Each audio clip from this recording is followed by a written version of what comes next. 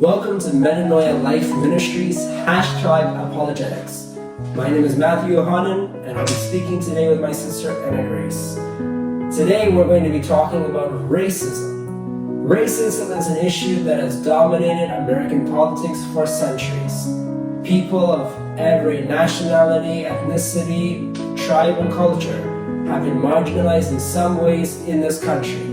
Not only in the United States, but across the world, people are suffering because of judgment based on the color of their skin. Let's look at what the Bible says about racism in our episode today of Metanoia Life Ministries Apologetics.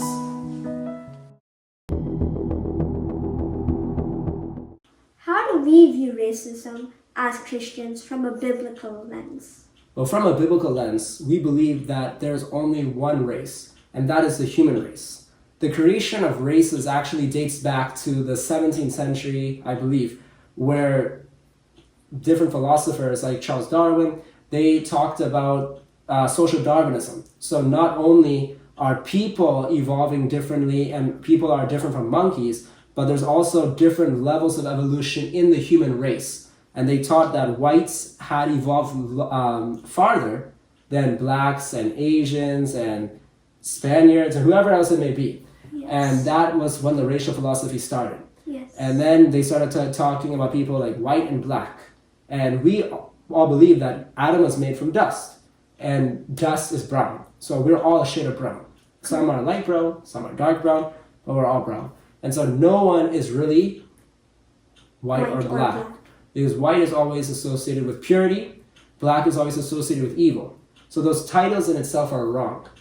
And so we all have to believe that we are from Adam and Eve, and if we believe like that, we're all going to live happily because we're all equal and made in God's image. Yes, but we said that no one's white or black. What about the song Red and Yellow, Black and White, they are precious in His sight? That's a great question. So red, yellow, and black and white, that comes from the idea that people look different. So maybe Germans look a bit more redder because they actually have their blood vessels very close to the surface of their skin. Yes. And so they may appear red. However, they themselves are not red. So that may be the misunderstanding of the author of that song, or they're just trying to describe. However, we cannot really think like that in the long term. In the long term, we need to see everyone as a shade of brown, created in God's image. Correct. So how did we all become so different? So we all became different as a result of geographic barriers that isolated the population of humanity over centuries and generations. So we believe there's only like 200 generations from Noah to the present day. And that makes sense mathematically because 8 people became close to 10 billion people now.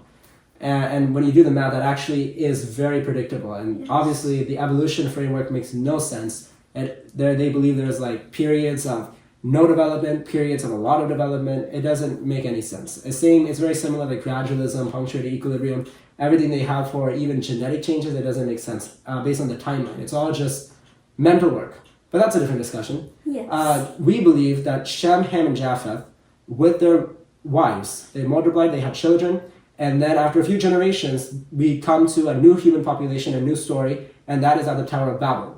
And everyone decided to come together and make their way to heaven. And they actually exalted themselves over God. And you can read in the book of Genesis about Nimrod, who said that they're going to start building that tower. And they never reach heaven because God confused their languages. Yes. So God sent a flood. That flood, there's a lot of in-depth things about it. Like the fountains of the deep broke open. It went up to the sky. It caused the whole earth to fracture. Maybe the earth was a supercontinent. And then we have different land bridges, and the continents are breaking up, and that's how we have continental drift. And now we have 7 very oddly shaped, irregularly shaped continents and land masses, which make it very difficult for travel, which we all experience today. But there's also some geographic features. What are some examples of those? Mountain ranges, deserts, things like that, oceans. Exactly. So like the Himalayan mountains, that's an example. And like you said, deserts like the Middle East is basically completely a desert. Yes. So exactly. So that's why after the flood, we see settlements of different people, like from Noah to Abraham. There's people just dispersing.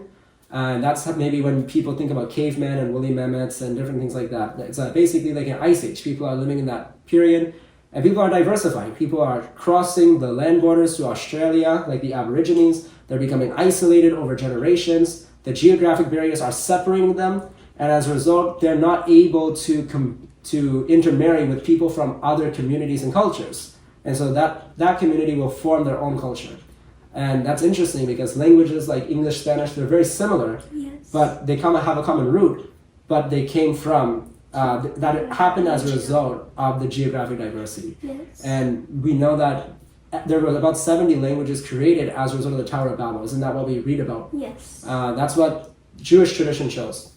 It's interesting though, all the languages and all the cultures have common themes if you study the history.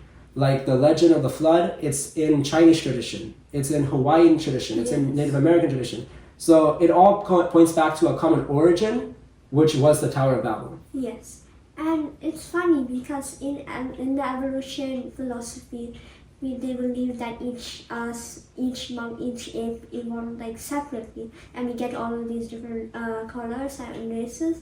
But we know that they all came from originally different climates, different geography. Exactly. So different climates impacted the melanin. So people near the equator need more melanin to protect them from the sun, and that helps them absorb and protect against skin cancer.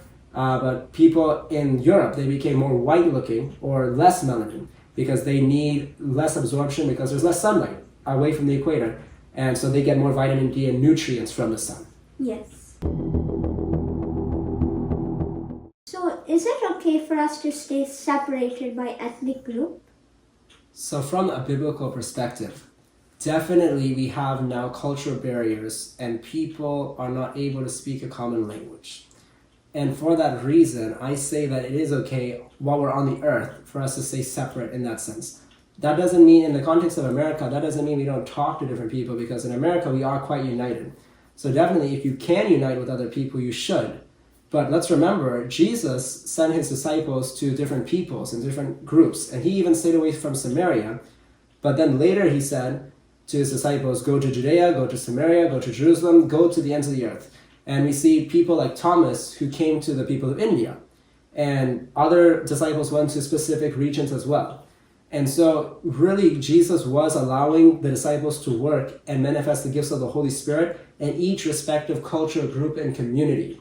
And they were specifically assigned to that group, and so each community had their own culture, each community had their own language. So while we're on this earth, there may be those kind of barriers. But one day when we get to heaven, we're all going to speak one language, and we're all going to have that one community.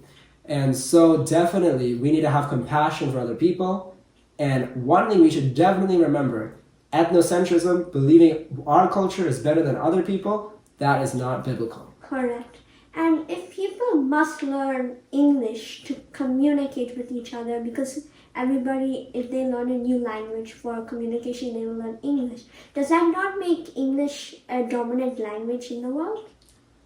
100%. So English is considered the lingua franca that unites different people, culture groups. And it's a great way to communicate. But like you're saying, in doing so, it's almost a certain English dominance. So people who only know English, maybe that's making them a bit more powerful. And that's not what we want. So it is quite virtually impossible to make everyone 100% equal and connected. And that's the problem we have while we're on this earth. But one day we will be united, and that will be through the heavenly tongue.